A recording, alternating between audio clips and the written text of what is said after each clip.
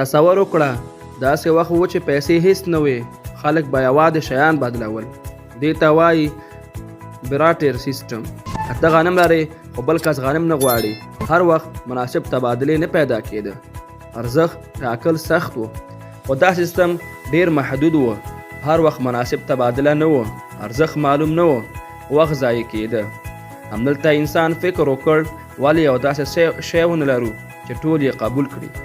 په ظاهره تبادله ساده ښکاري، خو حقیقت کې ډېرې ستونزې لري. دواړه خلک باید د یو بل شي ته اړتیا ولري. یو غوا 100 کیلو غنم.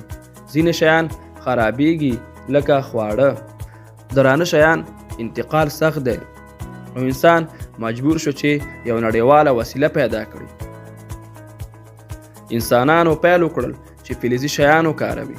سره زر، سپین زر، مس. لومړنۍ پیسې کوینز. خلک د سرو، سپینو او مسو سکې کارول شروع کړل. لومړنۍ سکې پکې جوړه شوې. لیډیا. د دې پیسې ګټې اسان انتقال، ارزښت معلوم و، دوامداره و. خو ستونزه هم وه، غلا کېدې، درنې وې، لوی تجارت کې مشکل. خلکو ویل ولې درنې سکې ګرځوو؟ نو کاغذي پیسې ایجاد شوې. لومړي ځل کاغذي پیسې په چاینا کې رامنځته شوې. لومړي ځل پکې خلک باور نه کوو، خو دا خو یوازې کاغذ دی. خو حکومت وویل موږ تضمین ورکوو. دا د تریس سیستم پیل و. وروسته د پیسو پانګونه شروع شو. خلک خپل پیسې په خوندي کول غوښتل. بانکونه جوړ شول. قرض سیستم شروع شو.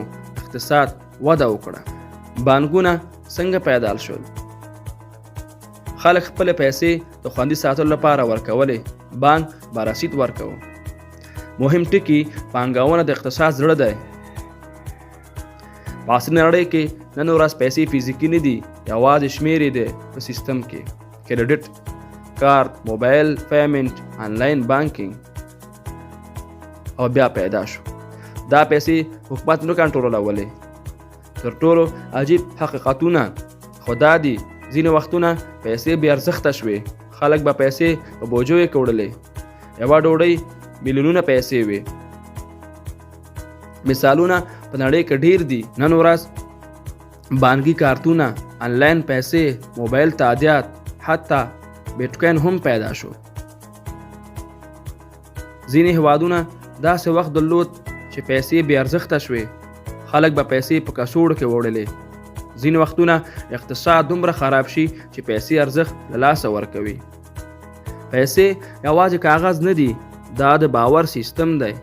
خلک باور ونه لري پیسې بې ارزښته کیږي. راتلونکي پیسې به څه رقم وي؟ راتلونکي پیسې کاش به ختم شي. ډیجیټل پیسې به غالب شي. شاید AI کنټرولټ راشي.